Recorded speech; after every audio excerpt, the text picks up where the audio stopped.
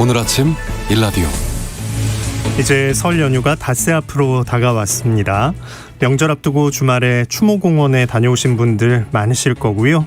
요양병원을 찾아서 부모님 미리 만나고 오신 분들도 계실 것 같습니다. 이번 명절 추모공원이 연휴 기간 문을 닫을 예정이고요. 요양시설 접촉 면회도 오늘부터 2월 6일까지 금지됩니다. 이번 설 연휴 사적 모임 인원 기준도 궁금하실 텐데요. 6명으로 제한됩니다. 식당과 카페 운영 시간도 오후 9시까지로 지금의 사회적 거리 두기 조치가 그대로 적용됩니다. 자, 이번 설도 예전 명절처럼 보내긴 어려워졌습니다. 하지만 어제 코로나19 신규 확진자 수가 7,600명대로 역대 두 번째로 많은 수치였죠. 상황이 이렇다 보니까 유통가에서도 이런 특수 상황에 맞춘 명절 마케팅 전략을 펼치고 있습니다. 이번 설 어떤 신년 마케팅이 진행되고 있는지 잠시 후 마케팅 브리핑 시간에 자세히 살펴보겠습니다. 1월 24일 월요일 오늘 아침 일라디오 출발합니다. 저는 아나운서 김재홍입니다.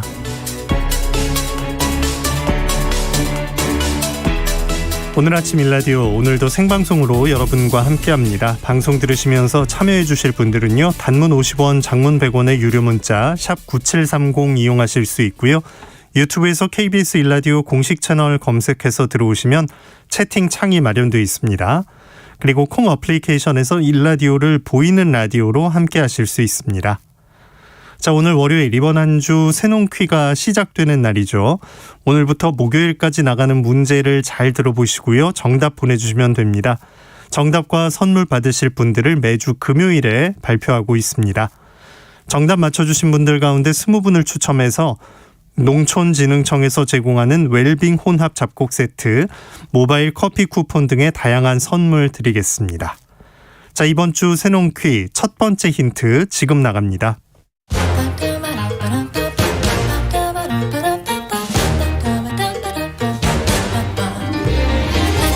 우리 땅, 우리 바다에서 자란 맛있고 건강한 우리 농수산물을 알아맞히는 세상의 모든 농수산물 퀴즈 새농퀴. 안녕하세요. 퀴즈 내는 성우 한희정입니다. 새콤한 맛을 원하신다면 이 과일 가장 먼저 추천해드리고 싶네요. 생선이나 육류 요리에 맛을 더하는 인기 식재료인데요.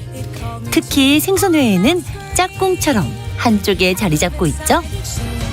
짝꿍하니까 이것과 홍차, 뗄래야 뗄 수 없는 관계죠. 비타민C를 보충시켜주고 홍차의 고유한 풍미를 더해주기 때문입니다.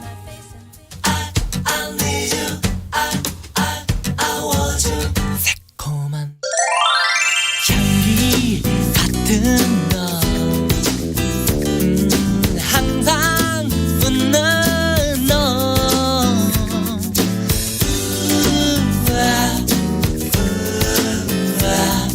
솜처럼 부드러워. 일기예보의 자꾸자꾸라는 노래인데요. 웃는 모습이 마치 이것의 새콤한 향기 같다고 표현하죠. 히말라야가 원산지로 비교적 시원하고 기후의 변화가 없는 곳에서 잘 자라는 이것. 유자와 비슷한 노란색인 이 과일 무엇일까요?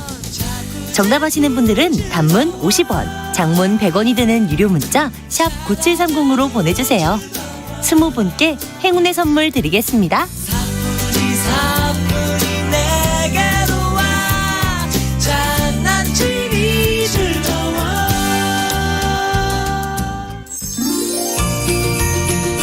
유익한 정보와 살아있는 이야기가 있습니다. KBS 오늘 아침 일라디오. 농작업 정보 농촌진흥청 대변인실 정병진 농촌지도관과 함께합니다. 안녕하십니까? 네, 안녕하세요. 네, 신선 채소 수출에 도움을 줄 수 있는 신선도 유지 기술이 나왔다고 하는데 어떤 겁니까? 네, 그동안 농산물을 선박으로 수출할 때는 신선도 유지를 위해 한 가지 품목만 정해서 그에 알맞은 온도를 적용하여 수송하는 것이 일반적이었습니다. 몇 가지 농산물을 혼합하여 수출한 사례는 있지만 적절한 관리 기술과 수송 조건을 갖추지 못해 쉽게 썩거나 상품성이 떨어지는 경우가 많았습니다. 그래서 농촌진흥청은 뿌리 채소인 고구마는 수확 후 아무리 처리한 후 12도씨에서 저장한 뒤 염소수로 세척한 후 포장하고 수출 전 이산화염소를 세게 하였고, 열매 채소인 파프리카는 색이 80% 수준일 때 수확한 뒤 예비 냉장 후 수분 손실을 억제하는 기능성 포장재로 포장했습니다.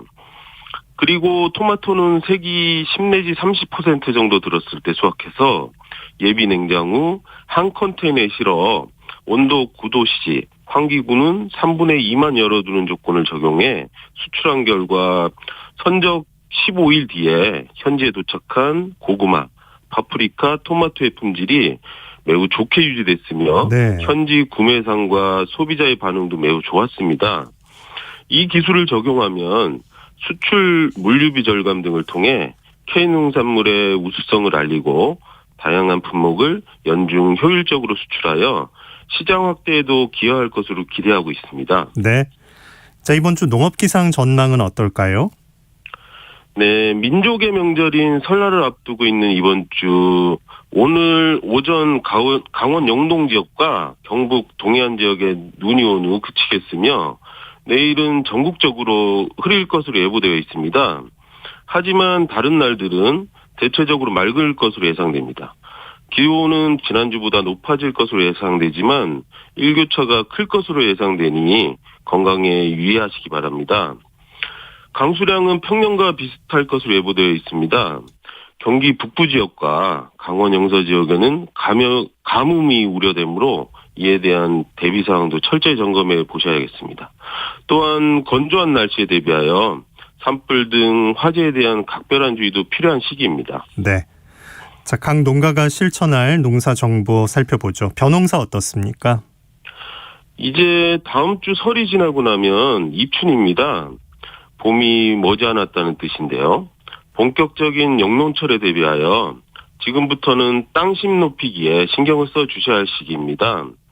먼저 물빠짐이 너무 좋은 모래논 토양이나 반대로 물빠짐이 너무 안 좋은 지륵 토양은 객토를 통하여 토양 조건을 개선시켜주면 벼의 생육과 미질의 향상을 도모할 수 있습니다. 찰흙을 객토하여 찰흙 함량을 15%가 되도록 해주시면 됩니다. 객토원을 구하기 어려울 경우에는 제오라이트를 구입하여 10화로당 1톤 정도 넣어주면 좋습니다. 그리고 규산질 비료를 넣어주면 벼의 잎과 줄기를 튼튼하게 해주고 병해충이나 냉해를 줄일 수 있습니다. 농가리 하기 전에 미리 넣어주면 유기물 분해를 촉진시켜줘서 좋습니다. 그리고 1월 28일까지가 전국 단위 보급종 신청 기간이니 시군 농업기술센터 또는 읍면사무소에 신청하시기 바랍니다. 네. 밭작물엔 어떤 관리가 필요할까요? 남부지역 고구마 조기재배 농가에서는 고구마 싹을 위한 육묘상을 설치해야 할 시기인데요. 씨고구마는 병들지 않고 건전하며 품종 고유의 특성을 유지하고 냉해 등 피해를 받지 않은 고구마를 선택하면 됩니다. 씨고구마 1kg에서 묘가 20 내지 30개 정도 생산되므로 씨바르에 필요한 씨고구마의 양은 대략 75 내지 100kg 정도 준비하시면 됩니다. 네. 씨고구마로 전염되는 검은무늬병, 건부병, 덩굴조기병 등의 예방을 위해서는 침투성 소독제로 소독하거나 온탕 소독을 실시해 주어야 합니다. 육묘상은 적당한 온도를 유지해야 하므로 차가운 북풍이나 서북풍을 막을 수 있는 자연적인 지역을 선정하되 햇볕이 잘 들어오는 장소가 좋으며 육묘상 구덩이에 물이 고이지 않도록 지하 수위가 낮고 배수가 잘 되는 곳을 선택해야 좋습니다. 네. 채소 농가에선 어떤 작업이 필요할까요? 고추 재배 농가에서는 고추 품종 선택과 육묘 관리에 신경을 써줘야 할 시기인데요. 품종 선택 시에는 연작, 기상 등 환경에 따라 작황이 불안정하므로 병과 재해에 강한 품종을 선택하고 재배지의 환경과 관리 조건, 소비자의 기호성 등을 고려하여 단일 품종보다는 2개 정도의 품종을 선택하여 재배하는 것이 좋습니다. 네. 육묘상은 모가 우절하지 않도록 알맞은 온도와 습도로 관리하고 모 간격을 충분히 유지하면서 햇볕을 잘 받도록 하면 튼튼한 모를 생산할 수 있습니다. 마늘, 양파는 토양이 과습하면 습해가 발생할 수 있으므로 배수로 정비를 잘 해주시고, 포장이 너무 건조할 경우에는 분수호스나 스프링클러 등을 이용하여 일항이로 물을 흘려대주면 좋습니다. 네. 과수농가에서 해야 할 일도 말씀해 주시죠. 과수농가에서는 요즘 계속 동계전정을 실시하고 있으실 텐데요. 동계전정 추진 시 주의해야 할 사항 몇 가지 말씀드리겠습니다. 먼저 과수화상병 등 주요 병의 사전 예방을 위하여 과수원을 청결하게 관리하고 과수원 전용 신발과 작업복을 구별하여 사용해 주셔야 합니다. 그리고 작업자의 신발에 묻은 흙 등을 통해 다른 과원에 전염되지 않도록 주변 과수원 방문을 자제해 주실 것을 당부드리겠습니다. 또한 사용한 전정가위는 철저히 소독한 후 다른 나무 전정에 사용해 주시고, 과원마다 전정가위를 따로 구비하여 사용토록 해주시기 바랍니다. 마지막으로 농작업하는 사람의 과수원 출입 시에는 작업도구 등을 반드시 소독하여 사용하도록 관리해 주시길 당부드리겠습니다. 네. 자, 고병원성 조류 인플루엔자 걱정인데 축산농가에서 실천할 사항들 함께 알려주시죠. 네. 고병원성 조류 인플루엔자가 지난 21일 충북 진천의 종오리 농장에서 발생했고, 22일에는 화성의 산란계 농장 두 곳에서 발생했습니다. 중수본에서는 의심축 확인 즉시 초동 대응팀을 투입하여 해당 농장의 출입 통제, 예방적 살처분, 역학조사정 선제적 방역 조치를 실시하였습니다. 이에 축산농가에서는 조류 인플루엔자, 아프리카 돼지열병 등의 가축 질병 차단 방역에 더욱 관심을 가져주시길 바랍니다. 또한 의심축 발생 시에는 방역기관에 즉시 신고하여 확대 전파되지 않도록 협조해 주실 것을 거듭 당부드리겠습니다. 그리고 겨울철 가축 질병 예방을 위한 환경관리에도 신경을 써 주셔야 하는데요. 한우는 추운 환경에서 사료 섭취량이 늘어나므로 사료 급여량을 늘려주고 조사료도 충분히 급여해 주셔야 합니다. 돈사는 갑작스럽게 찬 공기가 유입되지 않도록 방풍, 보온관리 등에 대한 점검이 필요하고, 가금류는 철저한 차단 방역과 축사 내부 소독을 실시하고 그물망 설치 등으로 야생조류가 접근하지 못하도록 조치해 주시길 당부드리겠습니다. 네. 농작업 정보 농촌진흥청 대변인실 정병진 농촌지도관이었습니다. 고맙습니다. 네, 감사합니다.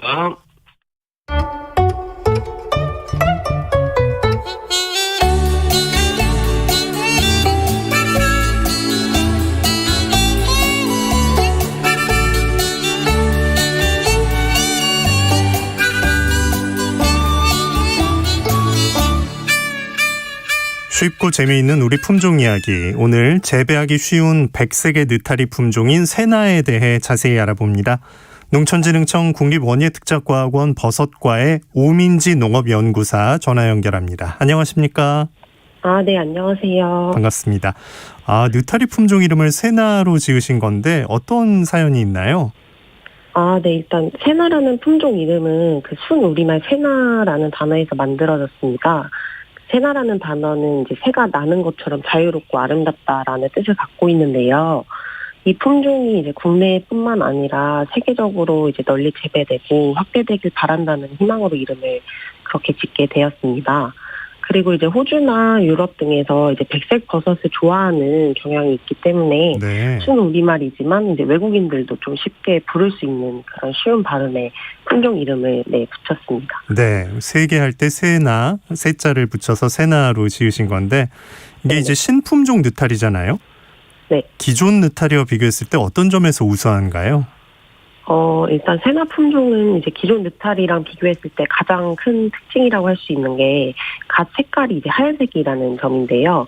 소비자분들께서 시장에서 이제 가장 흔하게 볼 수 있는 느타리는 갓이 이제 흑색 계열인데요. 느타리에는 뭐 하얀색, 노란색, 분홍색 등 이제 다양한 색깔의 느타리가 있어요. 그래서 이 세나 품종 같은 경우에는 이제 갓이 하얀색이다 보니까 뭐 다양한 채소, 해조류, 육류 이런 음식들이랑 함께 요리를 했을 때 색감이 잘 어우러지고 식감이 아삭하다는 이제 장점을 갖고 있습니다. 네. 이 새나 느타리는 언제 시장에서 구입할 수 있겠습니까? 지금 세나 품종은 사실 보급 초기 단계에 있습니다. 이제 갓이 흑회색인 느타리가 시장에 이제 대부분이다 보니까 백색 느타리가 소비자분들에게 알려지는데 시간이 조금 걸리는 것 같습니다. 그래서 농가에서 차츰 재배하는 규모를 늘리고 있고요. 지속적으로 이제 로컬 판매장이라든지 마트 쪽으로 유통이 될 수 있도록 노력하고 있습니다. 네. 농사 지어보신 분들은 새나에 대해서 어떻게 말씀하시나요? 농민분들께서는 일단 새나 품종이 다른 느타리 품종들에 비해서 재배가 쉽다고 말씀해 주셨는데요. 버섯을 재배하기 위해서는 이제 배지에 균사를 배양시키는 단계가 먼저인데요. 네. 새나 품종은 균사 활력이 이제 우수하다 보니까 배양이 빠르다는 장점이 있습니다. 그만큼 이제 전체적인 생육 기간도 단축이 가능하고요. 버섯 발생이 쉬워서 이제 재배 경력이 많이 없으신 분들도 이제 쉽게 재배할 수 있다는 장점이 있습니다. 그리고 이제 가시 백색의 느타리가 시장에 아직까지 많이 없다 보니까 새로운 시장으로 이제 경쟁력도 있을 것 같다고 말씀해 주셨고요. 실제 재배하신 분이 버섯을 이제 주변에 들여다보고 직접 요리해서 나눠서 이제 드셔봤을 때 기존 느타리보다 맛도 좋다는 평을 많이 받았다고 하셨습니다. 네. 활력도 좋고 재배도 쉬운데 그래도 품질 좋은 버섯을 내기 위해서 특별히 좀 신경 쓸 점이 있을까요? 우선 버섯은 다른 작물에 비해서 재배하는 환경에 좀 많이 민감한 편인데요. 뭐 온도라든지 습도, 빛에 따라서도 이제 버섯 형태나 수확량이 많이 달라질 수 있는데 새나 품종은 갓이 백색이라는 특징을 좀 잘 살리기 위해서 습도 조절에 유의해 주셔야 합니다. 버섯을 생육하는 초기 단계에 습도가 높게 되면 갓 색깔이 좀 탁해질 수 있어서 품질이 떨어질 수 있습니다. 그리고 보통 느타리를 재배하는데 가장 좋은 온도가 약 14도에서 18도 정도의 범위인데요. 만약에 이제 생육할 때 온도가 10도 이하 정도로 너무 낮게 되면 버섯 발생이 잘 안 될 수 있고 수확량이 감소할 수 있습니다. 네. 자, 이 점 잘 신경 써야겠네요. 새나는 재배 키트로도 생산이 되고 있다고 하는데 소개를 좀 해주시죠. 네, 버섯 재배 키트라는 게 있는데요. 쉽게 설명해 드리면 이제 농민뿐만 아니라 뭐 누구든지 가정이나 학교 이런 곳에서 이제 버섯을 직접 이제 재배해 볼 수 있는 키트 형태입니다. 그래서 종균을 접종해서 배양이 완료된 상태의 배지를 이제 판매를 하는 건데요. 인터넷 등에서 이제 검색해 보시면 직접 구매를 하실 수 있습니다. 그래서 직접 그 재배 키트를 구매하신 다음에 가정이나 이제 학교에서 뭐 물만 적당히 이제 뭐 분무기나 이런 걸로 뿌려주시면 버섯이 자라는 과정을 직접 보실 수 있고, 그다음 이제 직접 수확해서 요리해서도 드실 수 있기 때문에 아이들이랑 함께하는 이제 교육용으로 인기가 매우 좋은데요. 그 재배 키트를 생산하고 있는 농가에서 작년 초에 이제 이 새나 품종을 기술 이전해서 현재 생산해서 판매하고 있기 때문에 집에서도 직접 길러보실 수 있는 경험을 하실 수 있을 것 같습니다. 네. 버섯은 또 요리법에 따라 많이 그 맛이 달라지는데 어떻게 해 먹으면 제일 맛있을까요? 느타리는 이제 한국인들이 가장 오래전부터 먹어왔고, 그리고 새송이랑 함께 이제 가장 많이 재배되는 버섯인데요. 그만큼 이제 많은 분들이 좋아해 주시는 버섯인데, 느타리는 이제 찌개나 전골, 볶음 이런 다양한 요리에 활용하실 수 있습니다. 그래서 이 새나 품종을 활용한 요리로 이제 추천을 드리고 싶은 거는 이제 느타리 밥인데요. 느타리를 같이 넣고 밥을 지으셔서 이제 간장, 양념장에 비벼서 드시면 포만감도 좋고 이제 맛도 좋은 다이어트 식단으로도 이제 최고입니다. 네, 그래서 그리고 이제 간단한 요리 방법으로 하나 더 추천을 드리자면 그 에어프라이어를 활용하시면 이제 쫄깃한 식감을 갖는 저칼로리 안주로도 이제 제격입니다. 그래서 이제 버섯 자체가 하얀색이고 식감도 아삭하다 보니까 뭐 잡채나 전, 불고기, 볶음 이런 모든 요리에 잘 어울립니다. 네. 네. 이 새나를 만들어낸 기술력 참 대단하다는 생각이 드는데 또 다른 준비하고 있는 느타리 품종이 있을까요? 국내에 이제 버섯 중에서는 느타리에 매우 많은 품종들이 지금 개발되어져 있습니다. 그래서 솔탈이라는 품종도 소개를 해드리고 싶은데, 네, 갓이 이제 진한 흑갈색을 띠고요. 이제 대가 굵고 탄탄해서 이제 쫄깃한 식감을 갖고 있다는 장점이 있습니다. 네. 그래서 이것도 농가에 이제 보급되고 있는 단계이고요. 그리고 이제 작년에 개발된 새로운 품종인 오타리라는 품종이 있는데요. 이 품종 같은 경우에 지금 농가에 시험 재배를 해봤을 때 재배도 쉽고 이제 다수확이 가능해서 이제 좋은 반응을 얻고 있어서 올해부터 이제 보급을 열심히 할 예정에 있습니다. 네, 느타리 품종 솔타리, 오타리도 기억을 해야겠네요. 네네. 자, 버섯 연구자로서 소비자나 또 농민들께 전하고 싶은 말씀이 있으셨을까요? 곧 민족의 최대 명절 설이잖아요. 네, 그래서 명절 음식이 칼로리가 높아서 많은 분들이 이제 걱정하시는 걸로 알고 있어요. 물론 저도 그렇고요. 그래서 버섯은 건강에도 좋고 이제 칼로리가 낮은 다이어트 식품이라고 이제 많이 알려져 있어요. 그래서 명절 음식을 준비하시는 분들에게 이제 다양한 요리에 버섯을 활용하면 맛도 건강도 잡을 수 있는 일석이조라고 추천드리고 싶습니다. 그래서 그리고 이제 시장에서 많은 분들이 버섯을 구매하실 때 평소에 이제 주로 드셔보셨던 팽이나 새송이, 표고, 양송이 이런 버섯들 말고도 갓이 이제 하얀색인 이런 신품종 새나 같은 새로운 버섯이 보이신다면 한 번씩 좀 호기심을 갖고 구매해서 직접 드셔봐 주셨으면 좋겠습니다. 그래서 버섯을 생산해 주시는 분들께도 이제 소비자들이 이런 다양한 새로운 버섯들을 시장에서 이제 보고 직접 구매할 수 있도록 새로운 버섯이나 이제 새로운 품종들을 다양하게 좀 재배해 주셨으면 좋겠습니다. 네. 네. 쉽고 재미있는 우리 품종 이야기, 농촌진흥청 국립원예특작과학원 버섯과 오민지 농업연구사와 이야기 나눴습니다. 고맙습니다. 네, 감사합니다.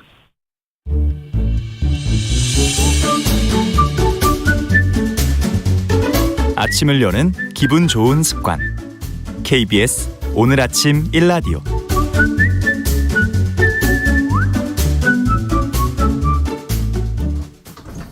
농수산물 유통의 새로운 트렌드를 알아봅니다. 마케팅 브리핑, 빅데이터 전문 업체인 마이테이스트의 민지영 대표 나오셨습니다. 안녕하세요. 네, 안녕하세요. 네. 자, 이제 이번 주말부터 본격적인 설 연휴인데 기업들도 이런 특별한 날에는 여러 마케팅을 준비하겠네요.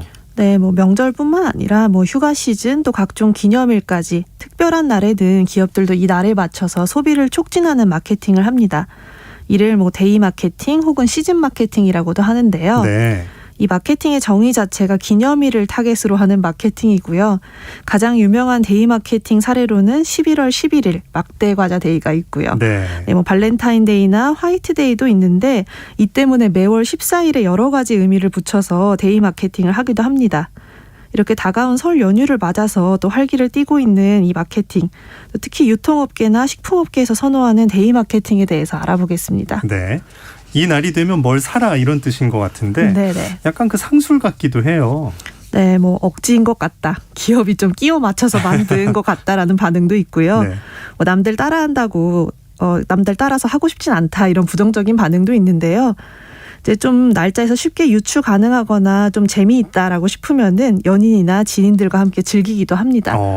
네, 직장인들은 데이 마케팅 때문에 부장님께 뭘 사드려야 될 것 같다는 부담이 된다 이런 얘기도 있는데 예. 또 소소한 그런 재미가 된다는 이야기가 또 많기도 했고요. 재미가 공감할 수 있다면 하겠다 이런 것 같은데 기업들이 이런 무슨 날을 적극 공략하는 이유는 뭘까요? 네, 일단 한 명의 소비자가 짧은 기간에 반복 구매 혹은 대량 구매가 가능하고요. 소비자가 이미 이 날짜를 특별한 날로 인식을 하고 있어서 마케팅 효과가 높은 편입니다. 또 일반적으로 기념일을 전후해서 또 대대적인 광고나 홍보 활동을 하는데 또 기간이 짧다 보니까 비용도 좀 절약할 수 있다는 장점이 있다고 해요. 네. 이런 가성비 마케팅이기 때문에 데이 마케팅을 선호하고요. 특히 막대 과자의 경우 이 11월 11일 전후의 매출이 연매출의 절반가량을 차지한다고 하더라고요. 네. 네, 이렇게 효과를 제대로 보고 있고 또 특정한 한 제품뿐만 아니라 제품의 원재료, 유관 부처, 기업들이 모두 이 한 날을 위해서 마케팅을 하고 있기 때문에 통일성이 있어서 인지도가 쉽게 높아진다는 점이 또 데이 마케팅에 집중하는 이유로 보입니다. 네. 데이 마케팅 특히 좀 식품 쪽이 많이 떠오르는 것 같은데 네, 우리 네. 농수산물도 잘 활용할 수 있을 것 같은데요. 네, 온라인 커뮤니티가 요즘 많이 활발해졌기 때문에 또 기념일 이런 데이를 맞아서 오프라인 모임을 하면서 친목을 다지는 경우가 많다고 해요. 그래서 뭐 식사나 술자리가 필수적인 것이 된 것도 데이 마케팅이 또 음식 위주로 진행되는 이유라고 하거든요. 그래서 농산물도 여기에 착안해서 굉장히 다양한 농산물 데이를 통한 마케팅을 하고 계시더라고요. 네. 이제 뭐 만들어진 제품이 아니라 우리 농수산물 관련한 기념일들 어떤 게 있나요? 네, 가장 유명한 날은 3월 3일에 삼겹살 데이. 네. 네, 9월 9일에 또 구구데이가 있더라고요. 닭고기 네. 먹는 날이라고 네. 하던데 또 오리와 발음이 비슷한 5월 2일도 이 둘을 소비하는 날로 정해져 있습니다. 또 특정한 날짜를 넘어서 6월 한 달 동안은 육류 소비 기간으로 또 정해져 있는데요. 이 6월 내내 홍보 활동을 하면서 또 육류 소비를 늘리려는 목적이 있고요. 뭐 6월 4일 육포데이, 6월 9일 유구데이라는 것을 시작을 했는데 발음이 이제 연상을 시키네요. 네. 예. 축산업계에서 이제 그 농가와 또 소비자들 모두 이득을 주기 위해서 6월 전체를 또 기념 기간으로 확장을 해서 공격적인 마케팅을 펼치고 있다고 합니다. 또 11월 11일도 모양이 비슷한 가래떡 데이로 지정을 해서 맞아요. 네, 초코 과자에 좀 질린 소비자들에게 다른 선택지를 주고 있고요. 또 이렇게 다양한 기념일을 만들어서 농산물을 잘 알리는 데이 마케팅을 하고 있더라고요. 네. 자, 이제 설에는 기업들은 어떤 마케팅을 하는지 궁금해지네요. 네, 올해 설 연휴가 좀 연초에 있어서 신년 마케팅과 더불어서 설 시즌 마케팅을 진행을 하고 있는데요. 뭐 호랑이 해를 맞아서 이 캐릭터를 활용한 패키지를 준비도 하고요. 또 높아진 물가를 겨냥해서 50% 이상의 높은 할인을 제공하는 마케팅을 하고도 있습니다. 또 선물 세트 역시 좀 다양한 가격대와 구성으로 준비를 하고도 있는데 또 한 업체는 공익적인 캠페인을 하고도 있어요. 예. 네, 코로나로 인해서 시골에 좀 내려가지 못해서 오랫동안 못 뵙는 어르신들의 안부를 걱정하는 자녀들을 위한 캠페인이라고 합니다. 한 우유 업체에서 우유 배달을 받는 어른들을 대상으로 정기 배송을 받는 우유를 통해 안부를 확인하는데요. 혹시 배달된 우유가 남아있으면 공공기관에 대신 연락을 취해준다고 합니다. 그래서 이런 캠페인 덕에 설 시점으로 구독 판매가 굉장히 늘고 있다고 하더라고요. 네. 자, 이번 설 소비자들이 선택할 선물들 뭐 어떤 것들이 있을까요? 네, 올해 역시 좀 거리두기가 계속되고 있어서 직접 가는 대신 선물 세트로 마음을 대신하는 경우가 또 작년 추석 대비해서도 증가를 했더라고요. 특히 오늘 24일부터 2월 5일까지 한시적으로 그 김영란법이 20만 원으로 상향 조정이 되면서 좀 선물 세트의 심리적 가격이 올랐다고 해요. 그래서 유통업계는 굉장히 반기면서 또 약간 고가의 선물 세트를 내놓고 있는데 네. 이미 작년 대비 20에서 30%의 판매 증가를 보이고 있다고도 합니다. 네, 코로나로 인해서 또 새로운 소비용품이 된 뭐 소독제, 마스크와 같은 방역용품들도 또 선물의 상위 리스트에 있기도 하고요. 예.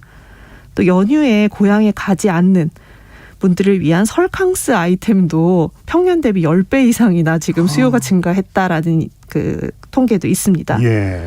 마지막으로 주류 선물 패키지 역시 코로나 이후에 명절 구매가 지속적으로 늘고 있는 품목인데요.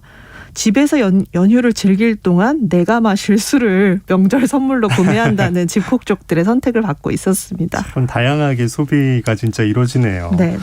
기업들 이 기념일 마케팅을 잘하려면 어떤 식으로 가야 할까요? 네, 일단 아까도 말씀하셨다시피 기념일 날짜와 우리가 홍보하려는 제품의 이름이 쉽게 연상이 돼야 됩니다.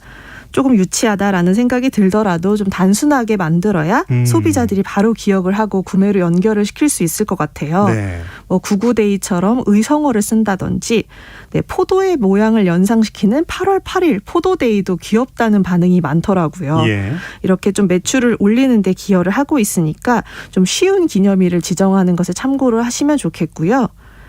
그 반면에 무분별한 기념일은 또 피로도를 많이 준다고 하기 때문에 우리의 제품과 날짜를 가장 잘 연결할 수 있는 그런 데이를 정하는 게 중요하겠습니다. 네.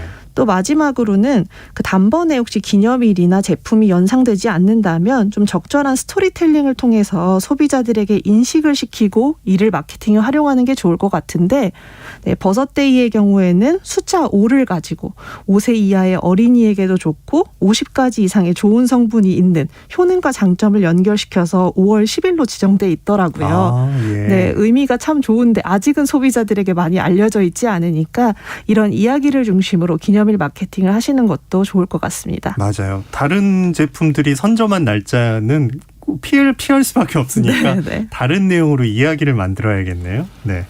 자, 마케팅 브리핑 마이테이스트 민지영 대표와 함께했습니다. 오늘 고맙습니다. 네, 감사합니다. 자, 날씨 알아봅니다. 오늘 출근길 추위 걱정은 없습니다. 예년 기온으로 웃도는 포근한 날씨입니다. 낮에도 포근하겠습니다. 다만 미세먼지가 걱정인데요. 대기 정체로 인해서 서쪽 지방을 중심으로는 초미세먼지 농도 나쁨 수준입니다. 자, 오늘 전국이 대체로 구름만 많은 가운데 동해안과 제주도엔 오전까지 비나 눈이 내리겠는데요. 예상되는 양은 많진 않겠습니다. 오늘 아침 일라디오 함께하고 계십니다. 지금 시각은 6시 46분입니다.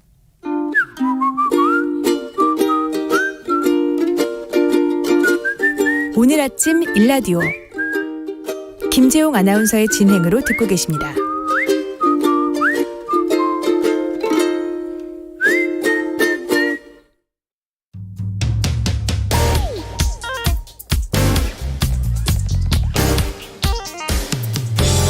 오늘 아침 뉴스 브리핑 정상근 기자와 함께합니다. 안녕하십니까? 네, 안녕하십니까? 네, 코로나19 상황 먼저 살펴주시죠. 네, 지난 토요일 확진자가 7,009명, 어제는 7,630명이었습니다. 네, 어제 확진자 수는 국내 코로나19가 들어온 이후 역대 두 번째로 많은 확진자 수입니다. 이 오미크론 변이 확산과 함께 코로나19 확진자도 계속 증가하는 추세인데요. 정부는 오늘 주간 오미크론 검출률을 발표할 예정인데 50%를 넘어서 60% 이상이 될 가능성도 배제할 수 없습니다. 네. 정부는 하루 평균 지역 발생 확진자 수가 7,000명을 넘기면 오미크론 대응 단계에 돌입할 예정입니다. 그 첫 단계로 26일부터 광주, 전남, 평택, 안성 등 4개 지역에서만 오미크론 대응 체계를 부분적으로 적용할 계획이고요. 이에 따라 무증상이나 경증일 경우 정식 PCR 검사 전에 선별검사소와 호흡기 전담 클리닉 등에서 신속 항원 검사를 받아야 합니다. 하지만 현재 확산 속도로 보면 이번 주 확진자가 10,000명을 넘을 수도 있습니다. 다만 위중증 환자와 병상 등 의료 역량은 아직까지 안정적인데요.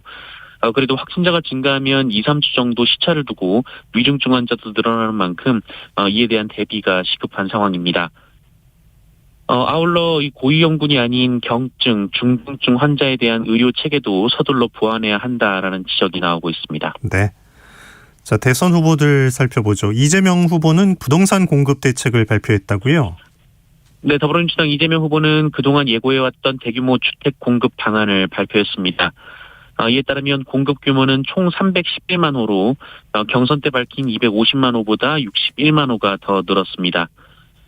현 정부에서 이미 발표된 공급 계획 물량 206만 호에 신규로 105만 호를 더 공급하겠다라는 것이 이재명 후보의 계획입니다.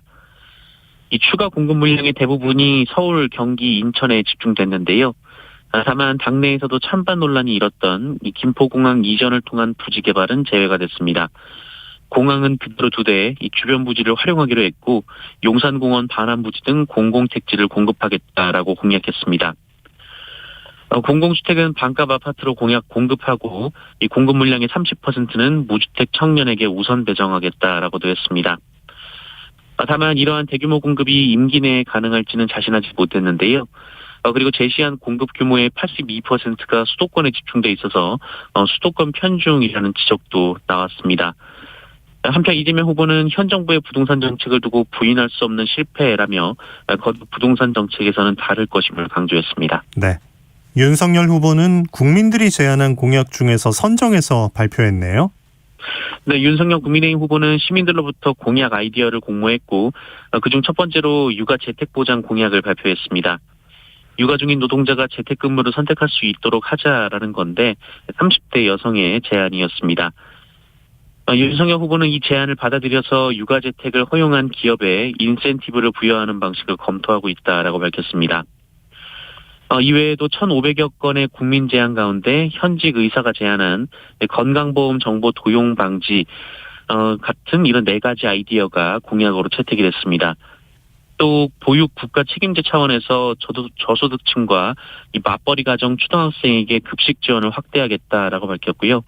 또 방학 중에 초등 돌봄 교실도 희망하는 학생 누구나 이용할 수 있도록 하겠다라고 했습니다. 한편 윤석열 후보는 북한 선전 매체가 선제 타격 발언을 비난하며 후보 사퇴를 주장한 데 대해서 북한의 선거 개입이라는 입장을 냈습니다. 네. 자, 국민의힘 당내 사정이 좀 복잡해지고 있다고요? 네, 윤석열 후보 부인 김건희 씨의 이른바 7시간 통화 녹취 중 이 무속 관련 부분이 MBC 보도로 추가 공개됐습니다. 김건희 씨는 자신은 점집에 가지 않는다라면서 무속 의혹을 부인하는 말을 하다가 오히려 경선 경쟁자던 홍준표, 유승민 전 의원이 구술했다라는 취지로 주장을 했습니다. 하지만 거론된 당사자들은 구술한 적이 없다라거나 모두 허위 날조라며 날선 발언들을 내놨고요. 윤석열 후보 측과 지난주 공천 문제로 갈등을 빚은 홍준표 의원은 차라리 출당시켜달라라고까지 했습니다. 한편 국민의힘 선대위 이 네트워크 본부 해산 결정까지 나게 했던 일명 건진법사와 김건희 씨가 친분이 있다라는 주장도 나왔습니다. 건진법사가 2015년 김건희 씨가 주관한 전시회 개막식에 참석을 했다는 건데요. 국민의힘은 문제 행사에 여야 정치인도 여러 참석했다라면서 그렇다면 김건희 씨가 그들과도 친분이 있다는 얘기냐라고 반박했습니다. 네. 자, 안철수 후보는 딸이 이제 입국을 했어요. 네, 국민의당 안철수 후보는 어제 이 미국에서 귀국한 딸 안설이 박사를 인천공항에서 마중했습니다. 원래 이날 오후 예정돼 있었던 부산 일정을 조정해서 항공편으로 급하게 인천으로 올라왔고요.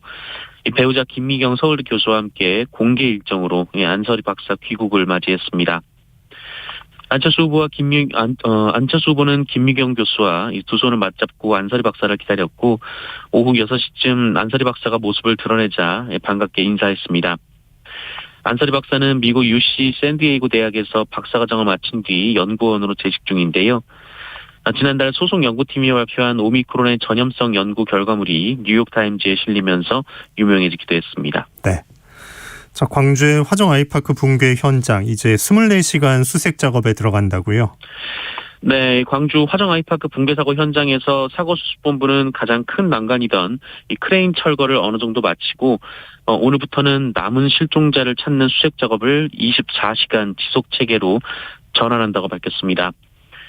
크레인은 모두 철거되진 않았고요. 이 상단부 조종실은 일단 남겨두기로 했습니다. 지난 21일 이 타워 크레인 해체 착수 당시 중단됐다가 재개된 수색은 이 붕괴가 멈춘 22층에서 콘크리트 덩어리를 깨고 이 잔해를 걷어들이는 작업을 중심으로 이틀째 이어지고 있습니다. 22층은 인명 구조견 탐색에서 26, 27, 28층과 함께 다수의 인명 구조견이 거듭 이상 반응을 보인 지점입니다. 27층에서도 잔해 일부를 수거하는 작업이 병행 중인 것으로 전해졌습니다. 네.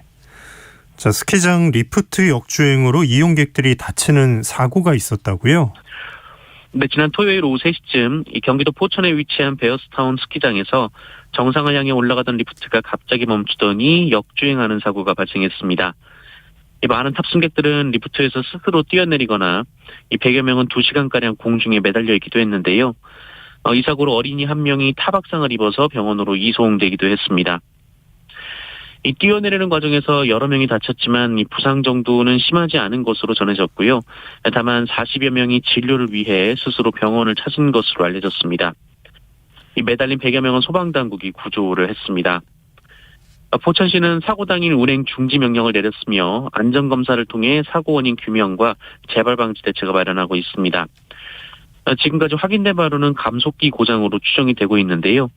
윤성대 베어스타운 대표는 홈페이지 게시글을 통해 사과하며 합당한 보상과 함께 영업을 멈추고 시즌권을 구매한 고객은 잔여 시즌 기간을 전액 환불하겠다라고 밝혔습니다. 네. 자, 전자발찌를 끊고 사라졌던 50대 남성 검거됐군요. 네, 위치 추적 전자장치를 훼손한 채 돌아다니던 50대 남성이 술을 마시다가 경찰에 붙잡힌 일이 있었습니다.